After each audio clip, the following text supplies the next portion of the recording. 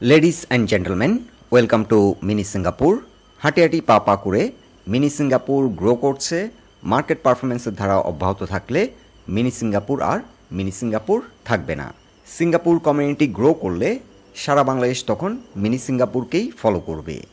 বর্তমানে আমরা মিনি সিঙ্গাপুরে এমন ডিস্কো চালিয়ে দিয়েছি, বলেছিলাম 2-4 দিন রেস্টে থাক, কিন্তু ডিস্কো আর বন্ধ হচ্ছে না। গত সপ্তাহের শুরুতেই বলেছিলাম 3টি স্টক ঝড় তুলতে পারে। যে 3টি স্টক আমরা মেনশন করেছিলাম, সে 3টি স্টকের মধ্যে 2টি স্টক মার্কেট কারেকশনের মধ্যেও ঝড় তুলল, সোনালী পেপার এবং রূপালী লাইফ। এছাড়াও আমরা ওরিন ইনফিউশনে 360-এ আবারও এন্ট্রি নিয়েছিলাম। মার্কেট কারেকশনের মধ্যেও এই 3টি স্টক ঝড় তুলল। এনিওয়ে, সোনালী পেপার এবং রূপালী লাইফ এই 2টি কোম্পানির একটা সিক্রেট ফান্ডামেন্টাল আজ আপনাদের জানিয়ে দিচ্ছি। বর্তমানে ঢাকা স্টক এক্সচেঞ্জে সোনালী এবং রূপালী হলো সবচেয়ে সুন্দরী এবং ডিমান্ডিং নায়িকা। সোনালীকে বলতে পারেন ঢাকা স্টক এক্সচেঞ্জের দীপিকা, আর রূপালী হলো ঢাকা স্টক এক্সচেঞ্জের প্রিয়াঙ্কা চোপড়া। তাই পোর্টফোলিওতে এই 2 নায়িকা যদি আপনার একসাথে থাকে তাহলে আর চিন্তা নেই, নাকে তেল দিয়ে ঘুমাতে পারেন লাইফ হিট। এই 2টি কোম্পানির এটি হলো ডিস্কো ফান্ডামেন্টাল। আর ফিনান্সিয়াল ফান্ডামেন্টাল জানতে কোম্পানিটির ফিনান্সিয়াল স্টেটমেন্ট দেখুন, আমরা পরবর্তী কোনো ভিডিওতে আলোচনা করব। যাই হোক, আজ আমরা কিছু হাই মোমেন্টাম স্টকের রিভিউ করব। অলিম্পিক, বিএসসি পিএলসি, সোনালী পেপার, রূপালী লাইফ এবং মালিক স্পিনিং। এই স্টকগুলি আমাদের অনেক মেম্বার হোল্ড করছেন, আমাদের রিকোয়েস্ট পাঠিয়েছেন নতুন করে এই স্টকগুলির আপডেট দিতে। শুরুতেই মার্কেট নিয়ে একটা কুইক আপডেট দিচ্ছি, কেননা গত সপ্তাহে মার্কেট একটি ক্রিটিক্যাল পয়েন্টে এনে কনফিউশন তৈরি করলো। গত সপ্তাহে আমরা বলেছিলাম মার্কেট 5430 থেকে 5412-র মধ্যে একটা রিটেস্ট করতে পারে, কিন্তু লাস্ট উইক মার্কেট 5408-এ এসে ক্লোজ হলো। এখানে একটা কনফিউশন তৈরি করলো, কারণ আমরা যে সাপোর্ট পয়েন্টটি মেনশন করেছি 5430 থেকে 5412, সেই সাপোর্ট পয়েন্টের নিচে এসে ক্লোজ হলো মার্কেট। এই সপ্তাহের প্রথম কার্যদিবসে যদি মার্কেট অ্যাটলিস্ট 5420-এর উপর ঘুরে দাঁড়াতে সক্ষম হয়, সেক্ষেত্রে মার্কেট গতিশীল থাকবে এবং স্টকগুলি আবারও পারফরমেন্সের ধারায় ফিরে আসবে। কিন্তু এই সপ্তাহে মার্কেট যদি ফার্দার কারেকশনে যায়, সেক্ষেত্রে মার্কেটের জন্য এখন একটি সাপোর্ট হচ্ছে 5375 থেকে 5370। সো আমি পার্সোনালি মনে করছি এই মুহূর্তে মার্কেট ডিপ কারেকশনে যাবে না। মার্কেট যদি ফার্দার আরও কারেকশন হয়, সেক্ষেত্রে আশা করছি মার্কেট 5370 থেকে 75 এই জোনের মধ্যে মার্কেট সাপোর্ট নেবে এবং এখান থেকে মার্কেট ইউটার্ন নেবে। এর আগে আমরা আপনাদেরকে একটি চ্যানেল ড্র করে দেখিয়েছিলাম। এই চ্যানেলটি গত সপ্তাহের আগের সপ্তাহে মার্কেট ব্রেকআউট দিয়েছিল। সো এখন এই চ্যানেল ট্রেন্ড লাইনটিও কিন্তু মার্কেটের সাপোর্ট হিসেবে কাজ করবে। So let us hope for the best. কালকে যদি মার্কেট এই চ্যানেলটিকে রিটেস্ট করে ইউটার্ন নিয়ে যদি 5430-এর উপর ঘুরে দাঁড়াতে সক্ষম হয়, তাহলে মার্কেট গতিশীল থাকবে এবং বিভিন্ন স্টকগুলোতে যে পারফরমেন্সের ধারা আমরা দেখেছি সেটি অব্যাহত থাকবে। লাস্ট টাইম অলিম্পিক নিয়ে আমরা আপনাদের যে আপডেটটি দিয়েছিলাম, জানিয়েছিলাম 162 লেভেলে আমরা একটা ব্রেকআউট ট্রেড নিয়েছি। এই ব্রেকআউটটি দেওয়ার পর অলিম্পিক একটা সাইকেল কমপ্লিট করলো। ফিবোনাচি পয়েন্টে আমরা 161%-এর সাইকেলটি কমপ্লিট হয়েছে দেখতে পাচ্ছি 174 প্রাইস পয়েন্টে। এই সাইকেলটি কমপ্লিট করার পর অলিম্পিক এখন কারেকশন মুডে আছে। বর্তমানে অলিম্পিকের জন্য একটি গুরুত্বপূর্ণ সাপোর্ট হলো 167.5, 167 টাকা 50 পয়সা।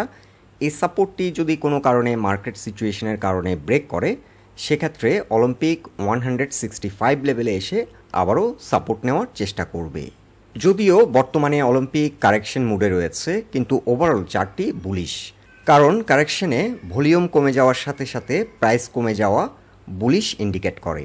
অলিম্পিকের ক্ষেত্রে আমরা দ্বিতীয় যে টার্গেটটি রেখেছিলাম সেটি ছিল 195 থেকে 210 পর্যন্ত।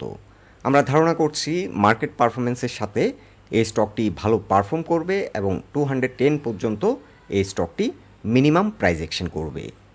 সোনালী পেপারের ক্ষেত্রে আপনাদের জানিয়েছিলাম এই স্টকটি 165-এ সাইডওয়ে ব্রেকআউট করবে।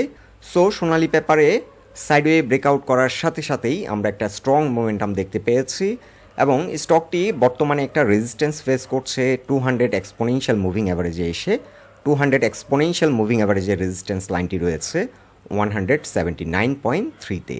এই সপ্তাহে সোনালী পেপার যদি 200 এক্সপোনেনশিয়াল মুভিং অ্যাভারেজের উপর ঘুরে দাঁড়াতে সক্ষম হয়, অর্থাৎ 180 প্রাইস পয়েন্টের উপর যদি ঘুরে দাঁড়াতে সক্ষম হয়, তাহলে এই স্টকটিতে আবারও মোমেন্টাম আসবে এবং পরবর্তীতে স্টকটি 193.6 এখানে এসে ভালো একটা সেল প্রেশার ফেস করবে। সো 193 থেকে 194 এই জোনে এসে কিন্তু ভালো একটা সেল প্রেশার ফেস করবে এবং এই জোন থেকে রিজেক্ট হওয়ার সম্ভাবনা রয়েছে। সো আপাতত সোনালী পেপারের ক্ষেত্রে শর্ট টার্ম টার্গেট সেট করা যেতে পারে 193, কিন্তু একটু লং টার্ম চিন্তাভাবনা করলে সোনালী পেপারে এখন যে পরিমাণ মানি ইনফ্লো আমরা দেখতে পাচ্ছি, 194.5 লেভেলের যে রেজিস্ট্যান্সটি আমরা মেনশন করেছি, এটি কিন্তু ব্রেকআউট করে এই স্টকটি 300 থেকে 350 পর্যন্ত প্রাইস অ্যাকশন করতে পারে।